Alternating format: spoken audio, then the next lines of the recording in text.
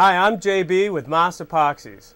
We're here at ShipShape TV's archives going through some of the great video that they have and tips and techniques and how-tos so that you can see how to use our products.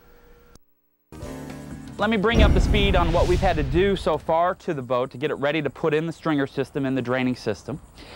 Originally, this vessel had an inner liner in it along with a deck, and we didn't really like the layout of the inside of this boat. And a lot of boats out there are like this, where they have a really good, nice hull on them, but they lack functionality on the inside. So we changed things around on our boat.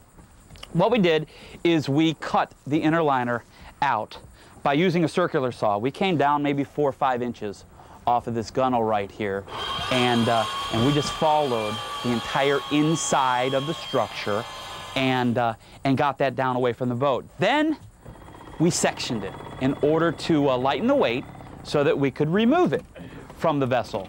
Now, we also noticed that the wood on the transom was very wet. In fact, it was so wet it could have very well been rotted, especially down low. And after closer examination, that was the case. After we discovered the failed wood, we thought that it would be more prudent if we replaced the entire transom rather than just a section of the transom. And how we did that is we had to cut the original inside skin of fiberglass away from the boat. We used the cutoff wheel for that, and we pried that skin away from the wood, and then began the laborious task of removing the wood from the transom. Literally, this took us over a week to do. We used a combination of power tools and hand tools to do it, and it was just little by little, piece by piece. After we got all of the wood removed from the boat, that left us the outside skin of fiberglass. Now, to build a new transom upon that outside layer of fiberglass, we had to prep the surface. We used a grinder and a 36 grit wheel to do that, and now it was time to pattern for our new transom. What we used here was door skin. It's a great patterning material, and all we did is we transferred all of our curves and all of our radiuses onto our pieces of door skin. We did this piece by piece, and we glued everything together so that we had one complete pattern for this transom. We took that to a 4x8 sheet of plywood, we traced it out, we cut it out, and dry fitted it into the boat. We were very fortunate here. One piece of plywood was going to be able to fit in there. It's going to be very structurally sound. This is what we used. We used 5/8 inch thick marine grade plywood for our first layer.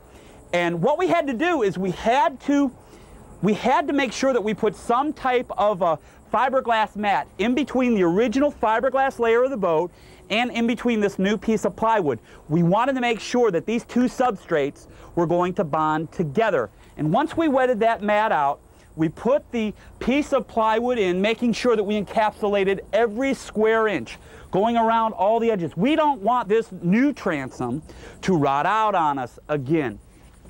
Now, what we did from there is we built the transom's thickness. We went with a total of 4 layers of 5/8 inch plywood. Again, by tracing it out using our template onto 4x8 sheets of plywood. And we didn't have to use fiberglass mat in between the layers of plywood.